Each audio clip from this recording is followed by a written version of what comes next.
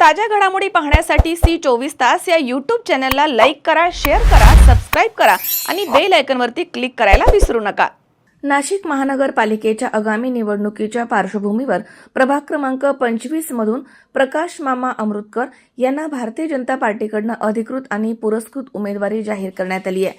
महाराष्ट्राचे मुख्यमंत्री देवेंद्र फडणवीस, मंत्री गिरीश महाजन तसेच भाजप शहराध्यक्ष सुनील केदार यांच्या आदेशानुसार ही उमेदवारी निश्चित करण्यात आली आहे। भाजपचे ज्येष्ठ नेते सुधाकर बडगुजर यांच्या मार्गदर्शनाखाली ही उमेदवारी देण्यात आली आहे। सुधाकर बडगुजर यांच्या हस्ते प्रकाश मामा अमृतकर यांना अधिकृत उमेदवारी पत्र प्रदान करण्यात आले।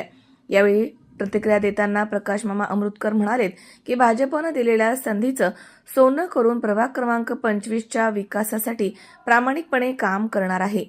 याप्रसंगी भाजपचे पदाधिकारी, कार्यकर्ते आणि समर्थक मोठ्या संख्येने या ठिकाणी उपस्थित होते। उमेदवारी जाहीर होताच प्रभागामध्ये भाजप कार्यकर्त्यांमध्ये उत्साहाचं वातावरण निर्माण झाल्याचं दिसून आलंय आणि प्रचाराला देखील वेग आलाय। ॲडव्होकेट प्रकाश गिरीधर अमृतकर, मला भारतीय जनता पार्टीचे पुरस्कृत म्हणून उमेदवारी मिळाली। माझी निशाणी सिलेंडर आहे। तरी या प्रभाग 25 मधून ड या सर्वसाधारण गटात मी उमेदवारी करत आहे। या प्रभागातील जे सर्व मतदार असतील त्यांनी मला भरघोस मताने निवडून द्यायचे आहे। माझी निशाणी सिलेंडर आहे। सिलेंडरच्या निशाणीवर शिक्का मारून किंवा सिलेंडरचे निशाणीचे बटन दाबून तर मला येत्या 15 तारखेला भरघोस मताने विजयी करावे असे मी सर्व नागरिकांना व सर्व मतदार बंधू भगिनींना आवाहन।